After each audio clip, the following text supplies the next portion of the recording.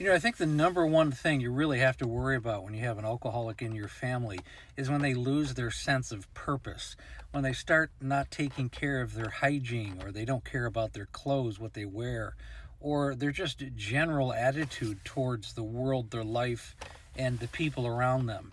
My wife, for example, before she passed away, she was watching television like 12, 18 hours a day, and she wasn't actually watching it. It was just like background music, so she didn't feel like she was sitting there all alone, which essentially she was.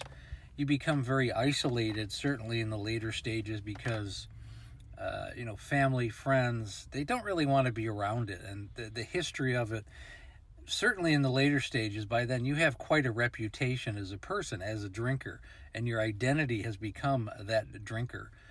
It becomes kind of self-fulfilling because the isolation, which comes naturally because everyone is repelled by the drinking and the constant abuse that one does to oneself, and you find yourself depressed. Depression is a big part of it. Loss of purpose and depression.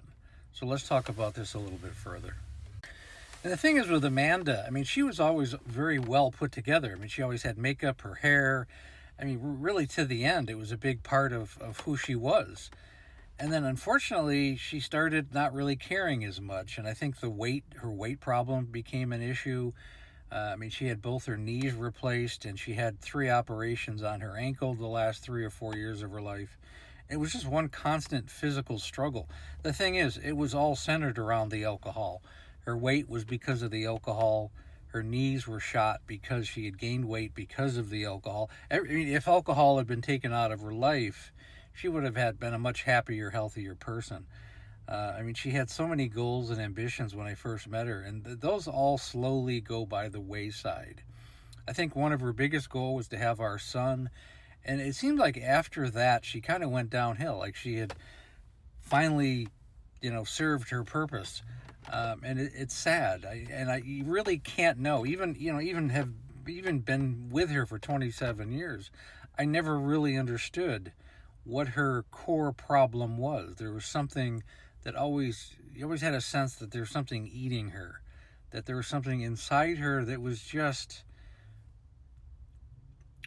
it was not congruent with her outside persona, because she was always very bubbly, up, positive. She was always put together. Hair was in place, clothes were impeccable, and that slowly eroded.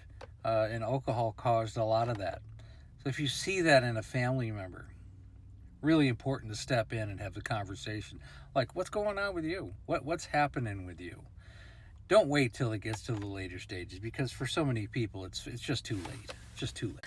And you have to understand, the whole point of these videos is really about awareness on so many different levels. If you feel that in yourself, that you're depressed and you're drinking to cover up that depression or anxiety or stress, be cognizant in yourself that you're harming yourself. If you have a friend or a spouse or a child or a parent or another family member that's going down this road, be aware of that, and it's time for communication.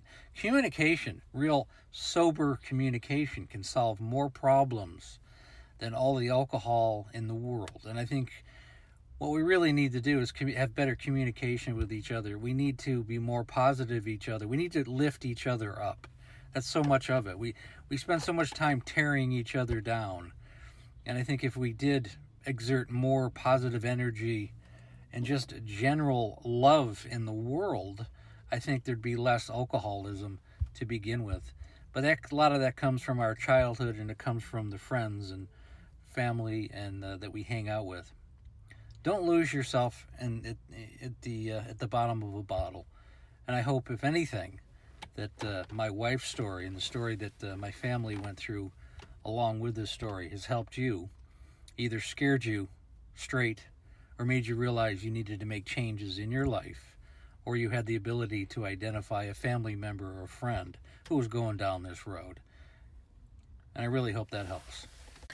And I can remember it was 5 years ago this day, and I'm filming this on February 14th of 2025, which is Valentine's Day. It was the last time I actually saw my wife alive. She had a cognizant moment. She woke up from her coma for a minute, and she had a tracheotomy, so she couldn't talk. But I mouthed the words, "I love you," and she mouthed those words back, and then she went unconscious again. It only lasted about a minute. That was our last conversation, and it happened to be on Valentine's Day 5 years ago today. So again, the memoir is called Amanda, A Cautionary Tale of Alcoholism. And again, it was a story of my wife's 20-year decline with alcohol use disorder, and she passed away almost 5 years ago. Again, I go live Monday through Friday right around 6 o'clock Pacific Standard Time, 6:30, and let's call it 9 o'clock to 9:30 Eastern Standard Time. We have the Facebook group. It's called Amanda, A Cautionary Tale of Alcoholism.